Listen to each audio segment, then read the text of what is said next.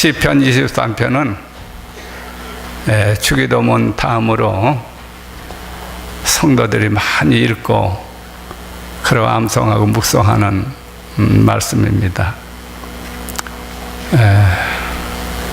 이 말씀 전하기 전에 이 말씀과 연관되어 있는 제가 잘 아는 목사님 한 분을, 그의 목사님의 따님을 좀 얘기를 좀 하겠습니다. 그 아이들을 시골에서 목회할 때 아이들을 서울로 다 유학을 보내서 이렇게 공부하는 중에 그 큰딸이 눈이 한쪽이 아프다고 이런 소식을 들어 방학에 대해 내려왔는데 눈이 한쪽에 이렇게 부풀어 올라오고 눈이 몹시 아팠던 것입니다. 그런데 그 목사님의 친구 되는 그 안과 병원에 가서 보니까 여기서는 할 수 없으니까 내가 소개하는 병원으로 가서 소개받고 서울대학병원으로 가게 됐습니다. 그래서 거기서 입원하고 수술을 받게 되는데, 그 수술을 담당한 그 의사께서 그 목사님에게 최선을 다했지만은 그냥 눈을 빼가지고 도로 집어넣었다고 하면서 한쪽 눈까지 전이가 되어 위험할 지경이라고, 그 얘기를 듣는 순간에 얼마나 충격을 받았던지 목사님 배가 사르르 하면서 거기서 파르삭 주저앉으면서 생똥을 쌌답니다. 그게 얼마나 그 충격이 컸겠어요. 그래서 서울대학병원에서 퇴원하고 전주 예서병원으로 다시 가게 됐습니다. 지금은 한 30년 전이 넘을 때니까요. 전주 예서병원은 선교사들이 세운 병원이죠. 그래서 그 외국 유명한 의사들이 와서 진료를 하고 그럴 때입니다. 그런데 진단을 했는데 목사님은 주의를 지키기 위해서 왔고 사모님이 딸을 데리고 병원을 갔어요. 그런데 진찰을 해보니까 서울대학병원하고 똑같은 진찰이 나왔습니다. 목사님이 이제 사모님이 목사님하고 의논하기 위해서 와가지고서 목사님도 사모님도 마음에 다 두려움과 공포와 근심에 굉장히 참 두려워하고 있습니다. 그때 목사님께서 사모님을 위로하기 위해서 시편 23편을 펴놓고 그 말씀을 쭉 설명을 하는 가운데 그렇게 불안하고 두려웠던 마음이 싹 사라지면서 마음에 평안한 마음이 오면서 기쁨이 와요. 그리고 사모님은 그 아이 있는 전주병원으로 갔습니다. 그런데 기적이 일어났어요. 사모님이 목사님과 밤새 이야기하고 이 시편 23편을 읽어가면서 설명할 때 평안이 오고, 그런 목사님은 새벽에 새벽 기도를 마치고 돌아와서 잠깐 잠을 자는 가운데 교회 지하에 지구정이 하나 뚫어졌는데 그 지구정으로 털도 나지 않고 아직 눈도 뜨지 않은 쥐 새끼가 뚝뚝뚝 이렇게 떨어지는 광경을 보았습니다. 그러면서 해석이 되는 거예요. 우리 딸의 눈 속에는 암이 떨어진다. 꿈속에서도 그 해석이 되면서 그 꿈을 꾸고 났는데 얼마나 마음이 기쁘고 우리 딸은 하나님의 치유다, 하나님의 은혜로 낫는다 확신을 하고서 그 병원에 갔습니다. 그런데 그 딸은 건강하게 자라서 목사님과 결혼을 해서 지금은 목회를 잘하고 있는 사모님이 계십니다. 오늘 이 말씀 23편을 여러분 보시면서 내게도 그런 기적이 일어날 수 있다, 내게도 그런 은혜를 받을 수가 있다, 여러분 믿으시고 은혜가 되시기를 바랍니다. 마음이 상한 사람들, 질병으로 고통을 받고 있는 사람들, 우울증에 시달리고 있는 사람들, 밤잠을 이루지 못하는 사람들, 사업에 어려움을 겪고 있는 사람들, 재책으로 고민하고 있는 사람들이 이 말씀을 읽으면서 위로를 받고 용기와 희망을 갖는 말씀인 줄 믿습니다. 그리고 이 말씀 한 절절 구절 보면은 나, 내라는 말씀이 단어가 14번이 나와요. 그 내, 너라는 말을 갖다가니 여러분들 개인의 이름을 한번 붙여서 1절을 한번 읽어보세요. 같이요. 요한은 김영태의 목자니 형태의 부족함이 없으리로다. 내, 너 여러분들의 이름으로 듣고 부르시면서 많이 읽어보시면 새 힘이 생길 줄 믿습니다. 다윗 왕이 인생 말년에 영감을 받아서 기록한 다윗의 신앙 고백이고 간증의 말씀입니다. 다윗은 양치는 목동이었고 그 후에 이스라엘의 가장 존경받는 위대한 왕이었습니다. 다윗의 가장 위대한 가치는 먼 훗날 그의 혈통을 통해서 예수 그리스도가 탄생되시는 것입니다. 그러나 이런 엄청난 축복을 받은 가문 다윗이었지만 그의 일생은 결코 평탄한 생애가 아니었습니다. 파란만장의 생애였습니다. 다윗은 이러한 자신의 살아온 과정을 회고해 보면서 하나님의 선하심과 인자하심, 곧 하나님의 은혜로라고 고백을 하는 것입니다. 우리 시편 한 구절 한 구절 읽어 가시면서 오늘 우리 같이 은혜를 나누시겠습니다. 1절을 한번 읽으실까요? 여호와는 나의 목자시니 형태가 부족함이 없으리로다. 그는 소년 시절 양을 치면서 목자와 양의 관계를 하나님과 자신 관계로 연결을 시켰습니다. 요한은 나의 목자라고 그랬어요. 누구의 목자요? 다윗의 목자. 바로 여러분 한 분 한 분의 목자입니다. 그런데 다윗은 부족함이 없다고 그랬어요. 그런데 여기 나는 부족함이 없다 하는 것은 자신의 소유가 넉넉해서 부족함이 없다는 그 말이 아니라 하나님이 나의 목자가 되시기 때문에 모든 소유의 근원 되신 하나님이 나의 목자가 되기 때문에 나는 부족함이 없다 하는 그런 뜻을 가지고 있는 줄 믿습니다.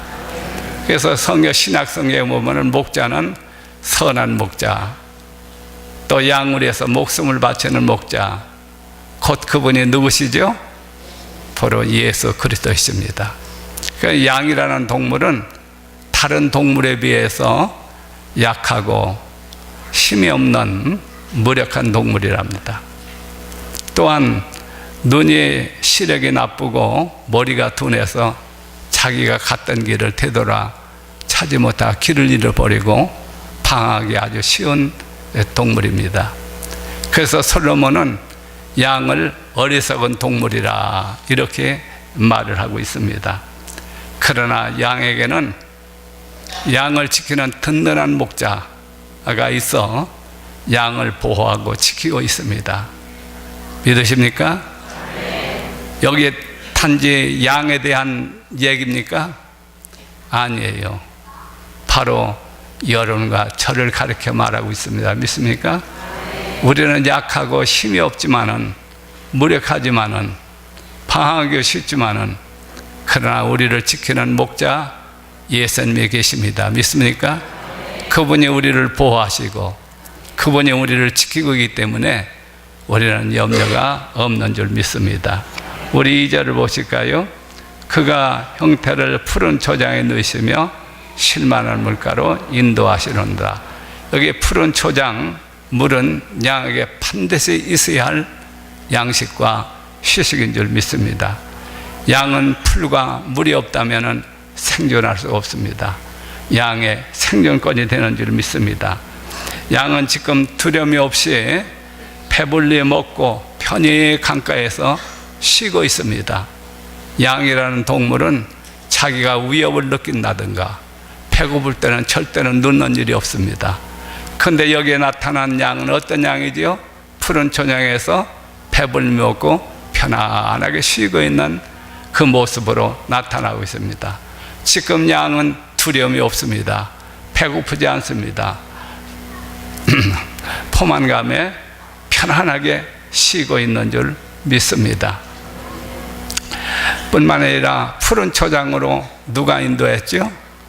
양이 스스로 찾아간 것이 아니라 목자가 바로 그 양들을 푸른 초장으로 실만한 물가로 인도한 줄을 이렇게 믿습니다.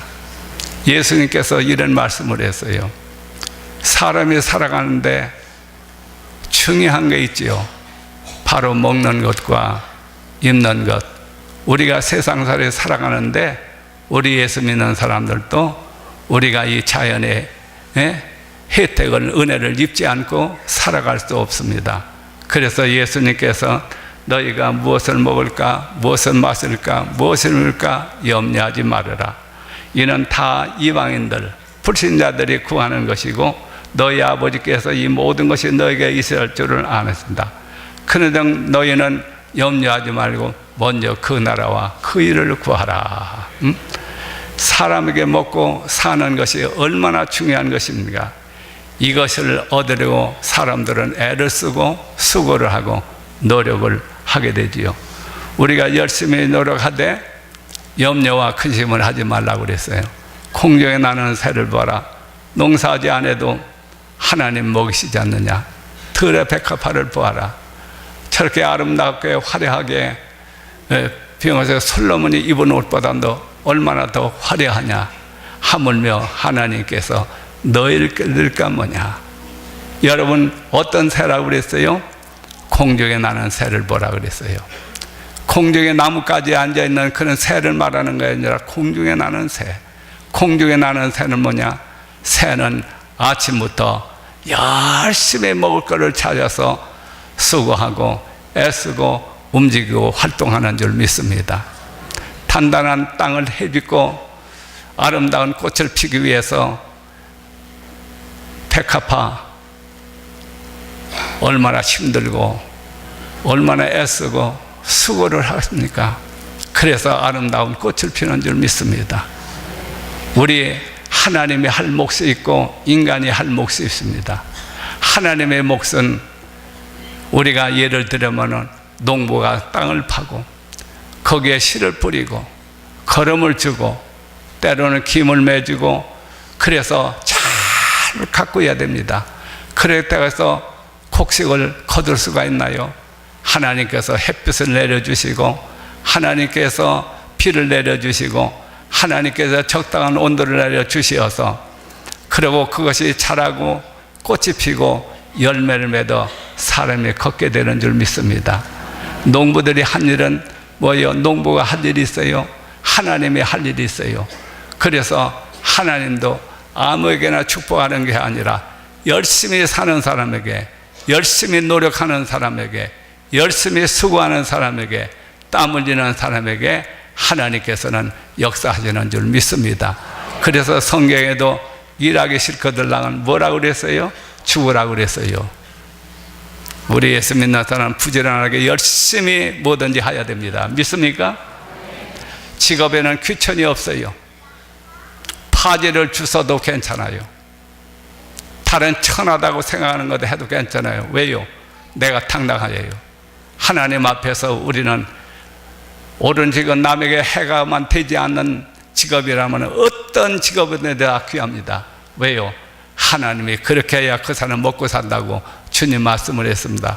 내가 인간의 노력을 부지런하게 하면은 하나님께서 반드시 하나님의 몫으로 하나님께서 그에게 복을 내려주실 줄 믿습니다. 그래서 여기서도 너는 먹을 거, 입을 거 이것 때문에 염려하지 말고 걱정하지 말고 먼저 그 나라와 그 일을 구하라. 아멘. 먼저 하나님을 구하라는 말입니다. 우리가 예수를 믿고 의지하고 순종하라 그 말입니다. 그리고 그 의를 구하라. 하나님의 의도대로 살아라. 하나님의 방법대로 살아라. 하나님의 계획대로 살아라. 이것이 하나님께서 우리 인간에게 하열 몫이라고 말씀한 줄 믿습니다. 3절입니다. 형태의 영혼을 소생시키시고 자기 이름 위하여 의의 길로 인도하시는 도다. 여기 보면 영혼을 소생시킨다 하셨는데 소생이라는 말은 회복, 부흥, 새롭게 한다는 그런 의미를 담고 있습니다. 영혼을 소생시켰다고 그랬지요.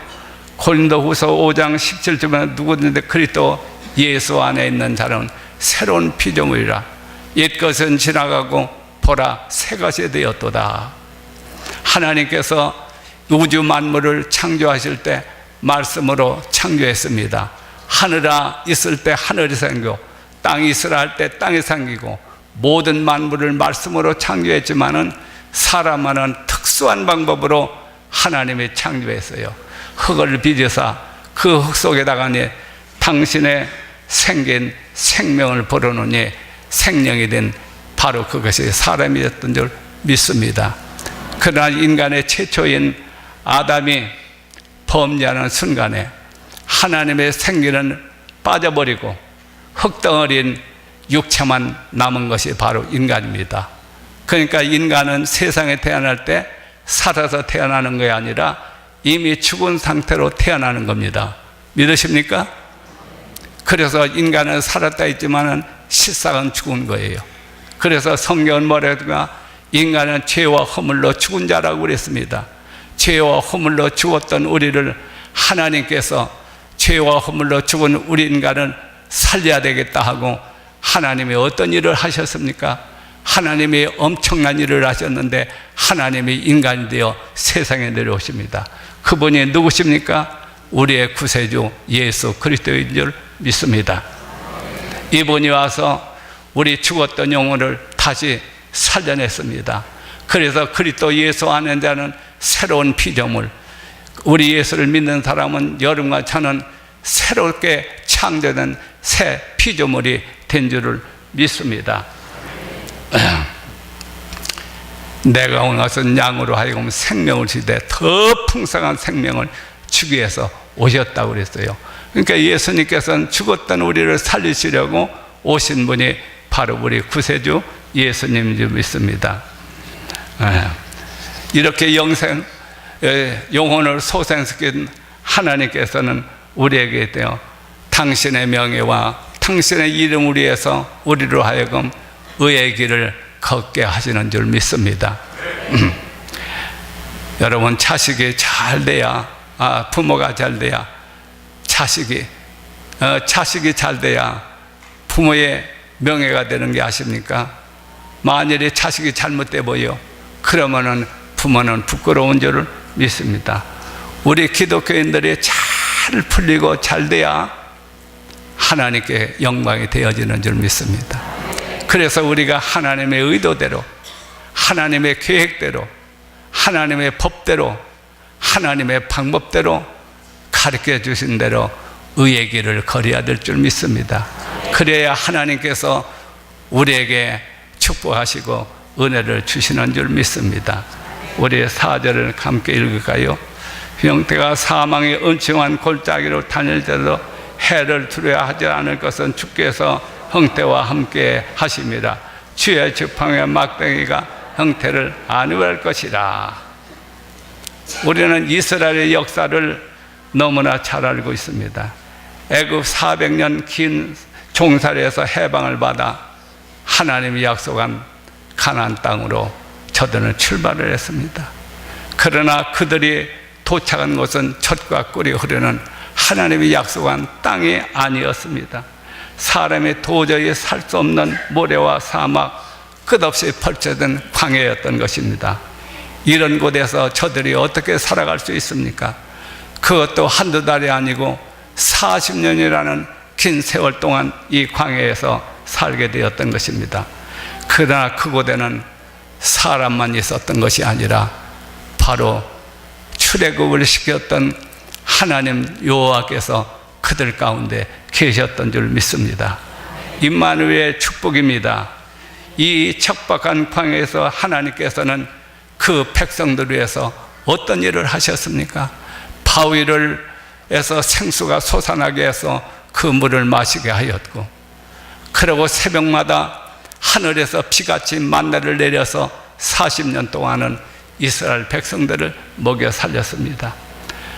하나님께서 낮에는 구름기둥을 보내서 강렬하게 내려 쬐이는 태양의 빛을 막아서 그늘을 지게 하고 그 그늘을 시에게 덮지 않도록 이렇게 하나님 보호하고 지켜서, 밤에는 하나님께서 불기둥을 보내서 춥지 않고 어둡지 않게 그들을 보호하고 지키고 인도했습니다.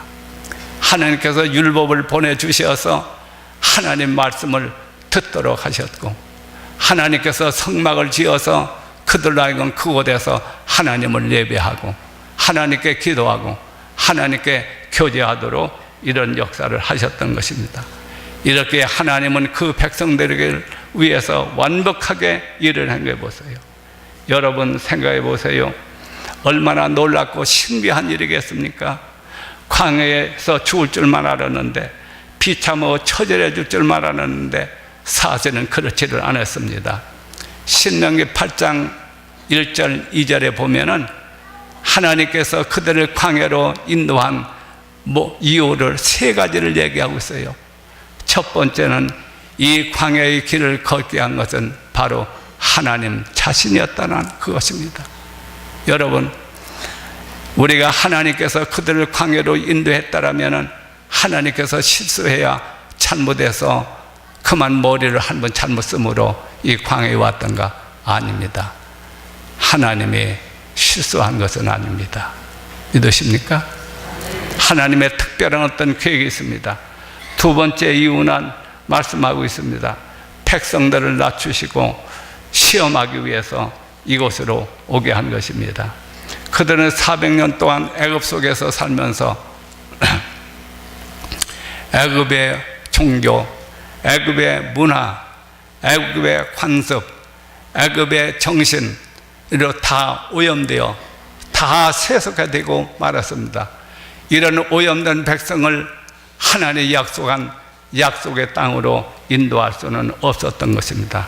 그러므로 하나님께서는 이스라엘 백성들을 약속의 땅의 주인공을 만들기 위해서 하나님께서 광야로 데려가서 거기서 낮추시고 시험하시고 하나님 말씀을 순종하는가 아니하는가 그런 것들을 보기 위해서 우리 하나님께서는 이들을 훈련하고 그러고 이들을 단련시키고 그랬던 것입니다. 그래서 광야를 걷게 한 것입니다.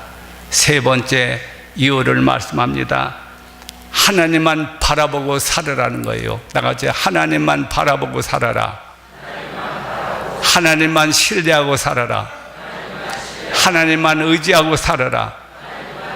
이거를 보여주기 위한 것입니다. 사실 광야는 농사도 지을 수 없는 거예요. 짐승도 기를 수 없는 거예요. 다른 방법으로는 도저히 살아갈 수 없어요. 40년 동안 그들은 하나님의 놀라운 기적과 하나님의 놀라운 은혜로만 살았던 것입니다. 이런 것들을 다 보여주기 위해서 그랬던 것입니다. 광야의 생활은 그들에게 결코 저주가 아니었습니다. 오히려 그들에게 축복이었습니다. 그들은 광야에서 하나님께서 자기들과 함께 한다는 것을 저들은 보았습니다. 하나님이 얼마나 자기네들을 사랑하고 있다는 것을 깨달았습니다. 어린아이의 가장 좋은 것은 엄마와 함께 있을 때인 줄 믿습니다. 그들의 광야의 생활은 환경이나 또한 불편한 생활은 변한 것이 없습니다. 여전히 사막입니다.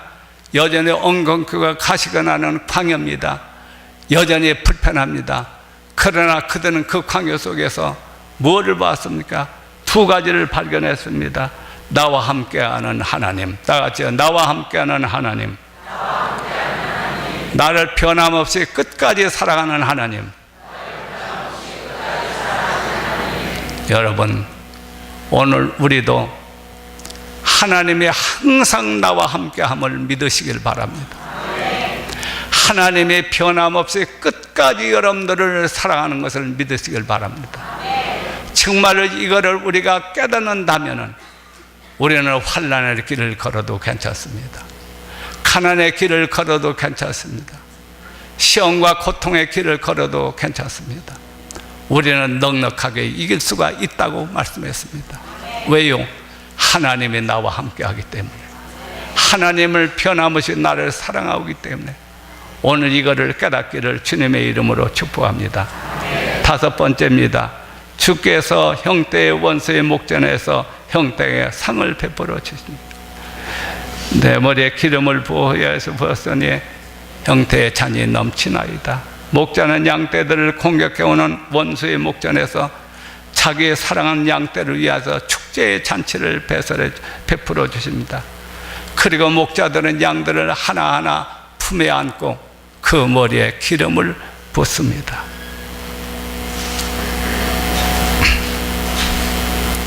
요셉 잘 아시죠?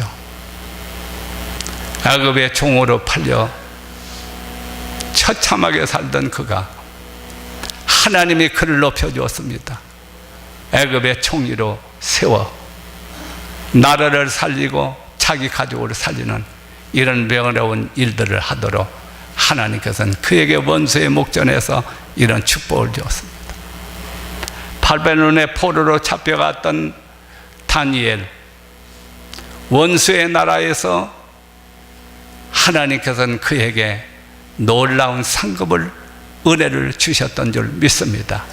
이렇게 우리 하나님께서는 처참하고 보잘것없고 정말 밋밋하지만은 그러나 하나님께서 그와 함께 하시고 그에게 상을 주신다면은 하나님은 놀라운 역사, 놀라운 은혜를 오늘 여러분과 내게도 베풀어 줄 수가 있습니다. 시편 104편 15절에는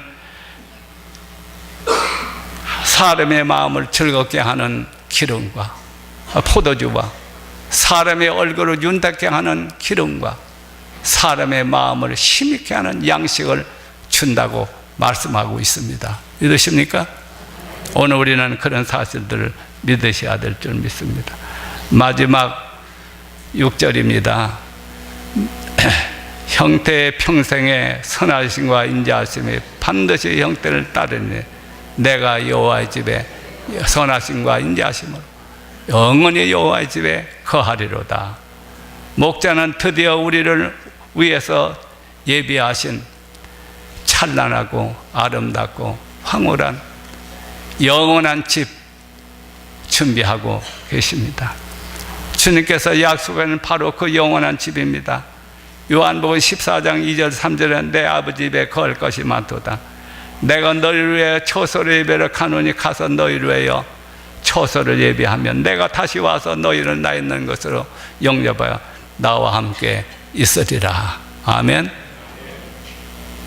우리는 주께서 준비하신 집에서 영원히 하나님과 함께 행복할 것입니다. 우리 예수 믿는 사람들의 최대의 축복은 무엇일까요? 땅의 것이 아닙니다. 물질의 것이 아닙니다. 육체의 것이 아닙니다. 이 세상의 영화가 아닙니다. 이 세상의 부귀가 아닙니다. 이 세상의 권세가 아닙니다.